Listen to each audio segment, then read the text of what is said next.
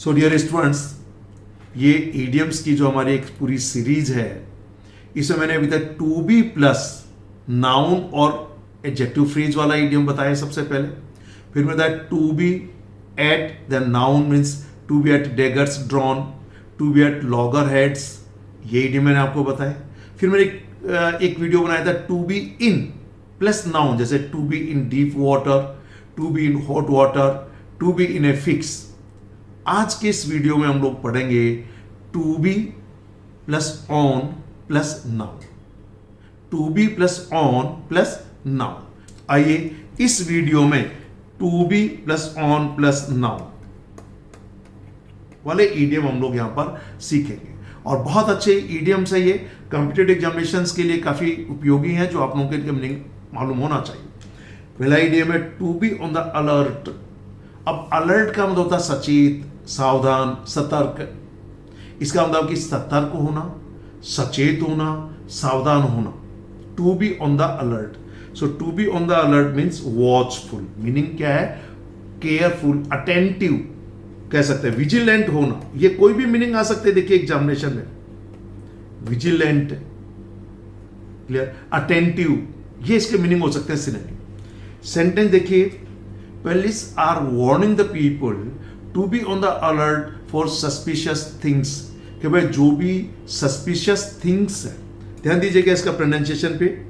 जब शब्दों के लास्ट में CIOUS हो या TIOUS हो या XIOUS हो, तो इन्हें कभी भी CS नहीं बोलेंगे, शस बोलेंगे। क्या बोलेंगे? शस। तो ये है सस्पिशियस, नॉट सस्पिशियस। कुछ लोग CIOUS को CS बोल देते हैं, जैसे conscious, not conscious, conscious. Judicious, not judicious, judicious. ठीक, तो यहां पर इसके अलग अलग मैंने आपको मीनिंग बताई। देखिए कि विजिलेंट होना, अटेंटिव होना, केयरफुल होना, वॉचफुल होना। तो सेंटेंस से कहा गया है कि कोई भी ऐसी चीज जिस पर आपको कोई शंका हो कि इसके अंदर कोई बॉम्ब हो सकता है, कोई ड्रग्स हो सकता है, कोई गलत चीज हो सकती है, तो लोगों को पुलिस ने ये वार्निंग दी है कि जो भी सस्पिशियस थिंग्स हैं उनके प्रति आप सचेत रहें, सतर्क रहें, सावधान रहें। क्लियर? तो एक बहुत अच्छा मुहावरा यहां पर आप लोगों को दिया गया है।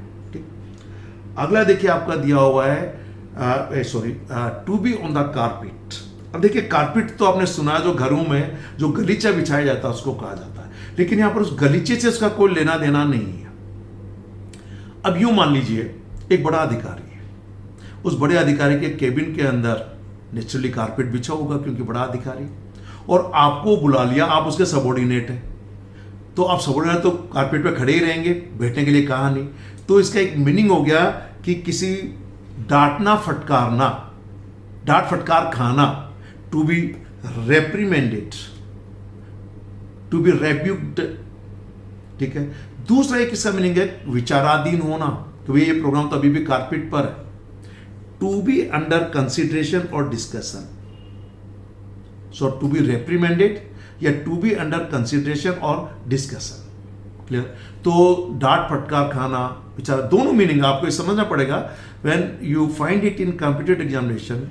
And if this particular idiom is given in the sentence, first of all, you must very carefully read the sentence. And based on the meaning of that idiom in the sentence, you must answer the question. Because both meaning may be given in option. So you have to be very attentive. You have to be on the alert or vigilant and read the sentence carefully. There is another, idiom. To read between the line. इसका मतलब होता है किसी चीज को उसके पीछे छुपे हुए मीनिंग को जानना, बहुत ध्यानपूर्वक पढ़कर। तो वही आपको इसका मीनिंग देखना पड़ेगा। सेंटेंस है देखिए पहला, Peter is on the carpet today for committing a mistake yesterday. कि कल जो पीटर ने गलती की है उसके लिए आज जो पीटर वो कारपेट पर खड़ा है। इसका मतलब उसको डांट फटकार खाने को मिल रही है। उसका जो बॉस है वो उसको क्या कर रहा है? कारपेट पर खड़ा कर रखा है, मतलब उसको डांट रहा है। ठीक है। अगला देखिए, the whole matter is on the carpet. कि पूरा जो मामला है वो कारपेट पर। इसका मतलब क्या है? अंडर कंसिडरेशन है, विचाराधीन है।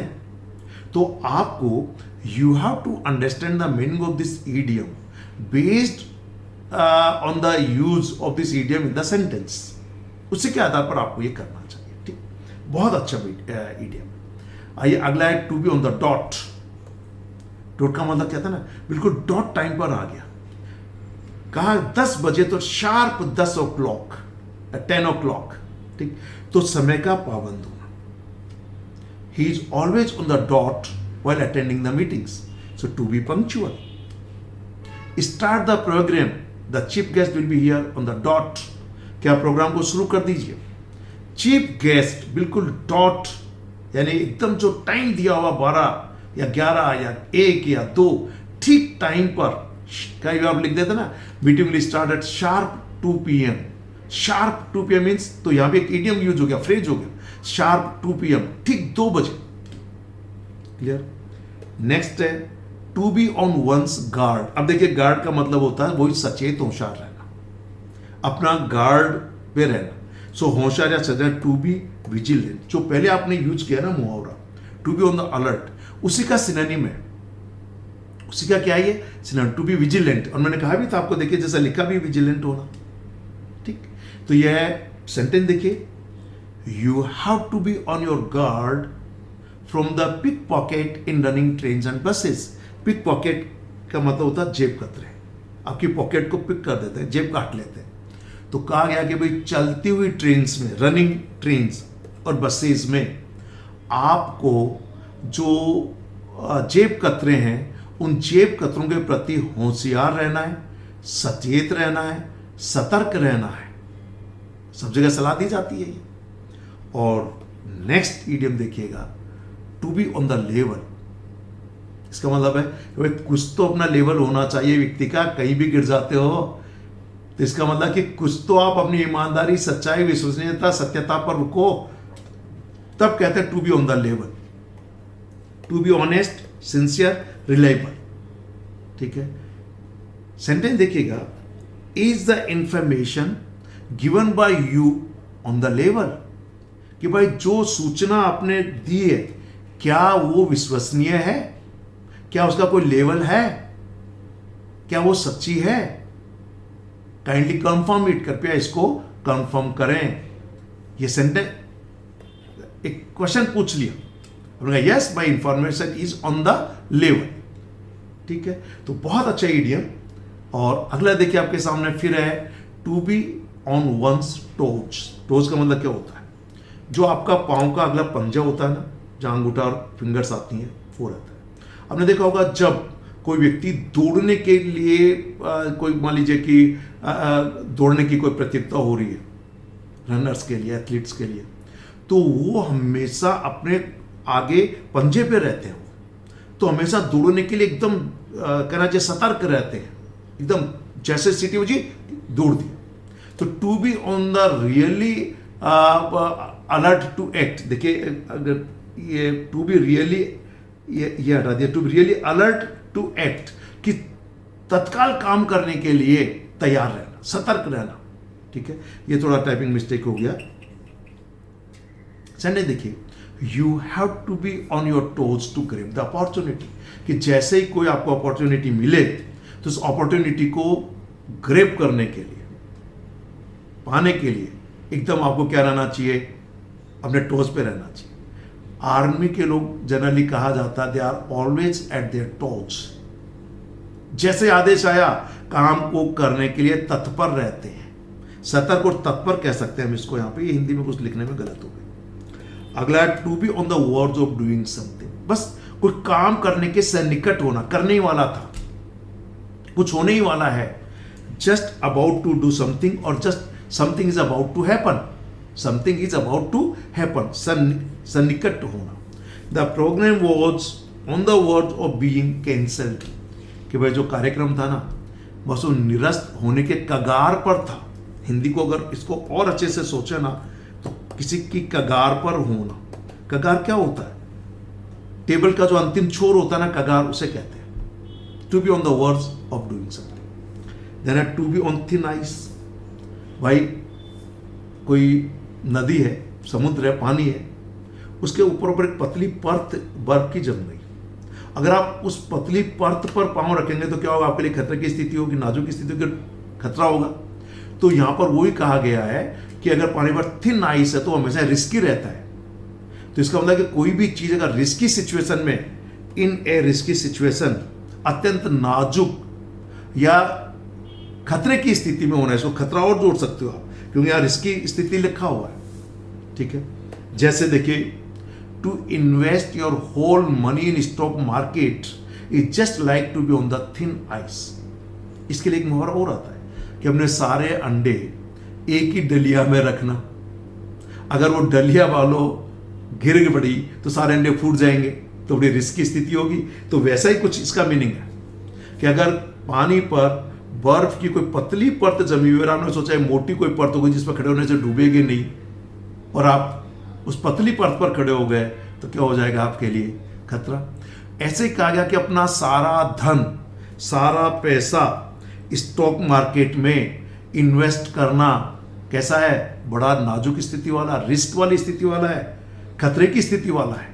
ठीक, तो बहुत अच्छा देखिए। और ये इसका लास्ट आज की तारीख में, to be on one's high horse. Horse हमेशा शाही सवारी होती है, राजा महाराजा हमेशा घोड़े पे बैठते थे, बैठने को तो जो डकैत होते थे वो भी घोड़े का यूज करते थे। ठीक है, यहां पर जब कहा गया to be on one's high horse, इसका मतलब होता है उस व्यक्ति में अपने आप के अंदर बहुत अहंकार है, बहुत ही अपने आप को बड़ा व्यक्ति समझता है और दूसरों को कम तर आंकता है और अपने आप को सुपीरियर समझता है। तो कहना यार भैया वो आईएएस क्या बन गया, आजकल तो वो अपने हाई हॉर्स पर है। ठीक है, तो दंभ पूर्वक व्यवहार करना, अहंकार पूर्वक व्यवहार करना, अपने आप को दूसरों की तुलना में सुपीरियर समझना और दूसरों को कमतर आंकना, और जब उनसे व्यवहार करे तो बिहेविंग हॉटीली, अहंकार पूर्वक व्यवहार करना, किसी को कुछ समझता ही नहीं है वो।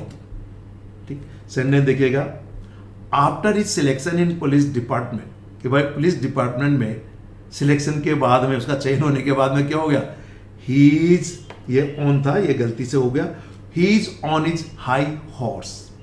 आजकल वो अपना जो कहता है ना सबसे ऊंचा घोड़ा है उस पर सवार हो गया है।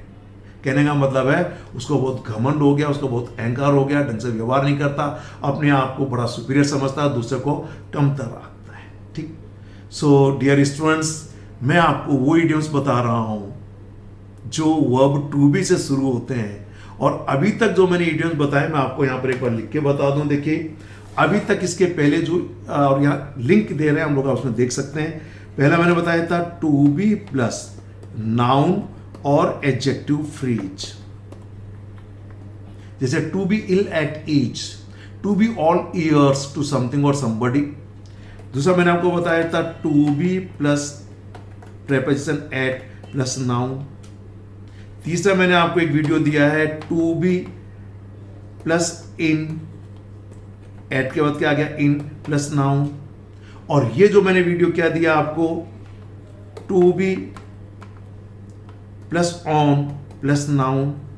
आगे कुछ वीडियो में और बनाऊंगा, to be plus under plus noun. मैंने इन इडियम्स को अलग अलग कैटेगरी में डिवाइड किया है। सामान्यतः जो मार्केट में बुक्स मिलती है ना, उनमें इडियम्स अलग अलग कैटेगरी में नहीं दिए जाते हैं। मैंने अपने टीचिंग एक्सपीरियंस के आधार पर इन सारे इडियम्स को, ताकि आप इनको आसानी से याद रख सकें, आसानी से ये आपको समझ में आ सकें। So I have divided all these idioms in various categories. Some idioms I have put in the category of the idioms which begin with action verbs, जैसे to bite the dust, to add fuel to fire, तो किसी verb से शुरू हुई। कुछ idioms मैंने body parts के आधार पे बनाए हैं, माइंड के अलग, ईयर के अलग, आईज के अलग, टंग के अलग, टीथ के अलग, नोज के अलग, फिंगर्स के अलग। कुछ इडियम्स मैंने एनिमल्स के आधार पर बनाए, इवन नंबर और कलर्स के आधार पर भी इडियम बनाए। तो ये कंप्लीट वीडियो कोर्स आपको सभी कॉम्पिटिटिव एग्जामिनेशंस के साथ साथ आपको बहुत ही इम्प्रेसिव इंग्लिश लैंग्वेज लिखना बोलना सीखने के लिए काफ़ी हेल्पफुल आपके लिए होंगे। आप इनको जरूर पढ़ें, वीडियोस को देखें। Okay, thank you very much, have a nice day.